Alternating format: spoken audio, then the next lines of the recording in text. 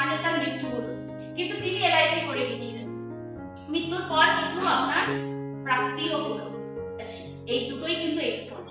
ঠিক আছে, মানে আমরা যে পৈতৃক সম্পত্তি পাই বা ঠাকুরদার যে সম্পত্তি সেটা যখন পাই সেটাও যখন এইট হাউস, আবার মৃত্যুটাও কিন্তু এইট হাউস। হ্যাঁ, আর এইট হাউস কি আমাদের শ্বশুর বাড়ি, কারণ কি আমাদের সেকেন্ড হাউস পরিবার, দ্বিতীয় ঘরটা ছিল পরিবারের ঘর, তাহলে আমার পরিবার, আমি কি আমি ফার্স্ট হাউস, তাহলে আমার পরিবার হলো আমার সেকেন্ড হাউস, কিন্তু আমার পার্টনার কোথায় সেভেন্থ হাউসে, তাহলে এইট হাউস কি হবে সেভেন্থের দ্বিতীয়, মানে সপ্তমের দ্বিতীয়, তারপরে সাতের সাত আর আট, সাত আট আমরা দুবার যাব, তাহলে আট, তাহলে অষ্টম ঘরটা আমাদের শ্বশুর বাড়ি। ঠিক আছে, তাহলে সেম আমরা যখন বললাম মা, মাকে কোথায় বললাম ফোর্থ হাউসে মাকে দেখেছিলাম, তাহলে মামা বাড়ি কোনটা হবে বলুন? বাকিরা কি মাথায় মায়ের না, মায়ের চার নয় তো, মায়ের বাড়ি তো ওটা নয়, মায়ের বাড়ি তো এখন বাবার বাড়িতে মায়ের বাড়ি। মামা বললাম না, মামা, মামা কে মায়ের ভাই, ভাই কোন হাউসে গেছি থার্ড, তাহলে চারের তিন মানে 4 5 6, তাহলে ষষ্ঠ ঘরটাকেই দেখবো আমরা মামা বাড়ি। আচ্ছা মনে আছে, ধরুন আমাদের একটা প্রথা দেখেছেন, বিয়ে বাড়িতে মামাকে মানে নিমন্ত্রণ করতেই হয় এবং মামার একটা বরণ হয়, তাই না? কেন কেন করতেই হয় বলুন? আমাদের জানবেন আমরা যা কিছু পন্থা অবলম্বন করি আজ পর্যন্ত সবকিছু আমাদের শাস্ত্র সম্পর্কিত। ঠিক আছে, আমাদের শাস্ত্র সেগুলো মানে শিখিয়েছিল, সেগুলোই কিন্তু আমরা যারা পন্থা মানুষ যারা আমরা মেনে চলি তারা কিন্তু ওই শাস্ত্র মতেই সবকিছু করি।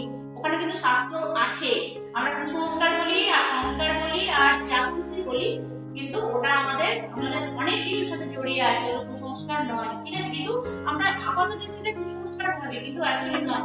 এখানেও দেখুন মামা, কেন মামাকে বরণ করা হয়? মামার আশীর্বাদটা বিয়েতে খুব দরকার। কারণ কি, কারণ ষষ্ঠ ঘরটা হলো সপ্তমের দ্বাদশ, দ্বাদশ মানে আমাদের যে কোনো কিছু লস বোঝায়, তার মানে বিবাহের যে কোনো কিছু যদি প্রবলেম অ্যারাইজ করে সেটা কোথা থেকে করবে? ষষ্ঠ ঘর থেকে করবে। ঠিক আছে, আর ষষ্ঠ ঘর হলো আমাদের মামাও, সেজন্য মামার আশীর্বাদটা নিয়ে যদি আমরা বিয়েটা করি তাহলে ষষ্ঠ ঘর থেকে যে প্রবলেমটা সেটা কিন্তু ওখানেই সলিউশন হয়ে গেল। তাহলে যে বিয়ে বাড়িতে মামার মানে মামাকে হয়তো অপমানিত করা হয়েছে বা মামা আসেনি বা যে কোনো কারণে মামাকে ডাকা হয়নি, তাদের কিন্তু বিয়েতে সমস্যা অ্যারাইজ করার 100% চান্স থাকে, মানে বিয়ের সময় নয়, পরবর্তী জীবন। ঠিক আছে, বিবাহিত জীবন এগুলো কিন্তু সব কোরিলেটেড, সব একটার সাথে একটা কানেক্টেড। ঠিক আছে, তাহলে বললাম আচ্ছা শ্বশুর বাড়ি বললাম, তারপরে বললাম নবম। নবম কি? নবম আমাদের পিতা, নবম আমাদের ধর্ম, আর নবম আমাদের ভাগ্য। ঠিক আছে, আমাদের ভাগ্য, আমরা কতটা কি ভাগ্যে নিয়ে এসেছি, কি পাবো না পাবো সবকিছু আমাদের নবমের উপর ডিপেন্ড করছে। তারপর দশম আমাদের কর্ম, দশম কি কর্ম, আমাদের পুরো ফুল ফুল যে আমাদের যে কর্ম সেটা কিন্তু দশম, শুধু প্রফেশন না, আমরা যা কিছুই করি সবকিছুই আমাদের কর্ম, এবং সেই কর্মটা কিন্তু দশম ভাব থেকে দেখা হয়। তারপর একাদশ কি? একাদশ হলো আমাদের ইচ্ছা পূরণ, ইচ্ছা পূর্তির ঘর, আর আয় ঘর, আয় আমরা কতটা ইনকাম করব, কতটা আমরা প্রাপ্তি, কতটা আমরা পাবো, কতটা আমাদের ইচ্ছে পূরণ হবে, সবকিছু দেখা হয় একাদশ থেকে। একাদশ আমাদের সোশ্যাল সার্কেল, আমাদের মানে সোশ্যাল, আমরা যে মানে সমাজে মিশি, কাদের সাথে মিশবো, কাদের সাথে মেলামেশা হবে, আমাদের বন্ধু বান্ধব কিরকম হবে, এই সমস্ত কিছু একাদশ ভাবের সাথে জড়িয়ে। ঠিক আছে, আর দ্বাদশ হলো আমাদের ব্যয় ভাব, দ্বাদশ দান বা চ্যারিটির ভাব, দ্বাদশ আমাদের ত্যাগের ভাব, দ্বাদশ আমাদের রস। ঠিক আছে, দ্বাদশ। আর যদি বলি গুরু, গুরু কোথা থেকে দেখা হয়? নবম, গুরু দেখা হবে নবম থেকে। তাহলে যদি বলি আশ্রম বা গুরুদেবের মানে যে বাড়ি বা আশ্রম সেটা কোথা থেকে দেখা হবে? নবমের 4, তাহলে 9 10 11 12 মানে দ্বাদশ, তাহলে দ্বাদশ আমাদের কি গুরুর আশ্রম।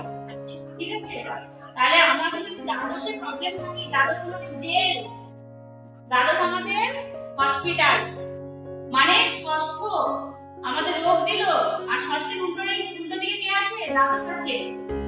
ঠিক আছে, সেই রোগের জন্য আমরা কোথায় যাব? হসপিটালে যাব। আমাদেরকে লিটিগেশন প্রবলেম দিল, তার জরিমানা বা তার জন্য যেটা ভোগান্তি সেটা কোথায় হবে? আমাদের জেল, হাজত, তাই তো? আর দ্বাদশ ঠিক আছে। আমরা যদি দ্বাদশ দশা চলাকালীন আমরা যদি এগুলো মেনটেন করতে পারি, আমাদের কর্মটাকে যদি এইভাবে ব্যালেন্স করতে পারি, তাহলে ওই প্রবলেমটা আমাদের জীবনে অ্যারাইজই করবে না। ধরুন দ্বাদশের দশা চলছে, আপনারা নিজেদেরকে, আচ্ছা দ্বাদশ বলিনি, দ্বাদশ হলো মেডিটেশন, ধ্যান, এবং দ্বাদশ হলো আইসোলেশন, ঠিক আছে। ধরুন আইসোলেশন, দেখুন আইসোলেশন কেন বলছি, আপনাকে যদি যে কোনো কাউকে, মানে ধরুন যার প্রবলেম হয়েছে, দ্বাদশ থেকে প্রবলেম হয়েছে, ঠিক আছে, প্রবলেমের জন্য সে জেলে গেল, ঠিক আছে, সাপোজ, তাহলে সে কোথায় থাকবে, জেলে থাকবে, মানে সেখানে পরিবারের লোকেদের কি পাবে, বন্ধু বান্ধবদের পাবে, পাবে না তো, তাহলে ওটা আইসোলেশনের যে একটা অঙ্গ হয়ে গেল, মানে একই রকম, মানে সে সেপারেট হয়ে গেল সবকিছু থেকে, মানে তার যে পরিচিত সার্কেল ছিল সেখান থেকে সে আলাদা হয়ে গেল। আর যদি হসপিটালে যায়, সেখানেও সে কিন্তু হসপিটালের বেডে আছে, সেখানেও কিন্তু সে চাইলেই বাড়িতে যেরকম স্বাধীনভাবে থাকে সেটা কিন্তু সে পাবে না ওর স্বাধীনতাটা ওখানে, তাহলে ওটাও একটা আইসোলেশন। সেরকম ধরুন দ্বাদশ মানে খারাপ হয়ে আছে, ঠিক আছে, দ্বাদশ থেকে কোনো একটা প্রবলেম অ্যারাইজ করা আছে, কিন্তু সে সেই সময়ে দ্বাদশ দশা শুরু করলো বা তার আগে থেকেই বা শুরু হওয়ার পরপরই সে নিজেকে আইসোলেশন নিয়ে চলে গেল, মানে একটা ঘরে ঢুকে সে নিজেকে আবদ্ধ করে নিল, সে ধ্যান করছে, সে নিজেকে নিয়ে ভাবছে, সে স্পিরিচুয়ালি কানেক্ট করছে নিজেকে, এবং কেতুকেও সে অ্যাক্টিভ করে দিয়েছে, তাহলে কি হবে, তাহলে তার যেটাও হবে না আর হসপিটালেও যেতে হবে না। ওকে, বুঝা যাচ্ছে জিনিসগুলো? তো এইভাবে আমরা কিন্তু কর্মকে ব্যালেন্স করতে পারি চাইলে, এবং এইভাবে পারতে গেলে আমাদের পাথরও লাগবে না, তাবিজও লাগবে না। আমরা কি করব, আমরা পাথর শিখবো, তাবিজ শিখবো, না আমরা কর্মকে ব্যালেন্স করা শিখবো, কোনটা শিখবো?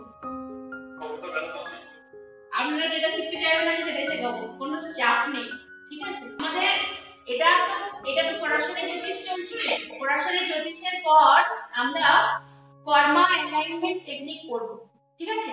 এটা শেষ হওয়ার পর কর্মা অ্যালাইনমেন্ট টেকনিকটা কি, সেটা হলো যে কর্মকে কিভাবে আমরা অ্যালাইন করব বা ব্যালেন্স করব, সেটা কিন্তু একটা সম্পূর্ণ আলাদা একটা টেকনিক, জ্যোতিষের একটা পার্ট, কিন্তু ভীষণ কার্যকরী, ভীষণ কার্যকরী।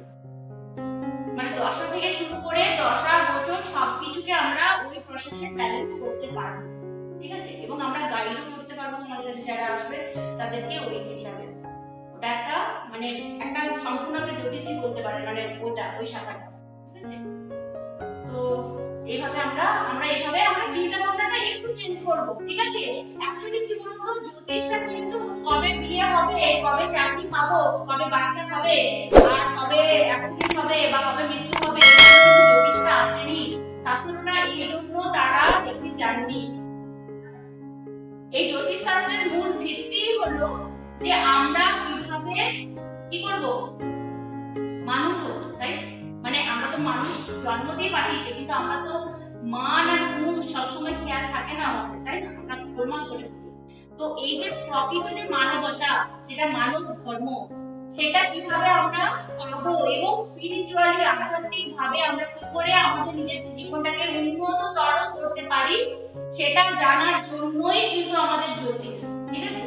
এখন জ্যোতিষটা বিজনেস হয়ে গেছে, এখন জ্যোতিষটা প্রফেশনাল হয়ে গেছে, এবং সবথেকে বড় ব্যাপার, যারা প্রফেশনালি বা বিজনেসের জন্য জ্যোতিষটাকে ব্যবহার করেন তারা জ্যোতিষটার দুর্নাম করেন, মানে তাদের জন্যই আজকে জ্যোতিষের এত দুর্নাম, বা অনেকে কুসংস্কার মনে করে, বা অনেকে এটাকে পছন্দও করে না।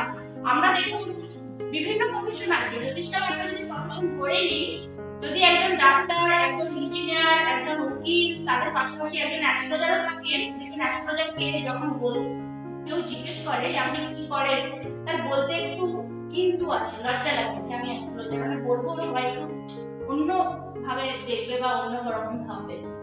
এটা কাদের জন্য, এটা যারা অ্যাস্ট্রোলজিটাকে বিজনেস পারপাসে ইউজ করেন এবং অ্যাস্ট্রোলজিটা মানে দরকার করে দিয়েছেন তাদের জন্য।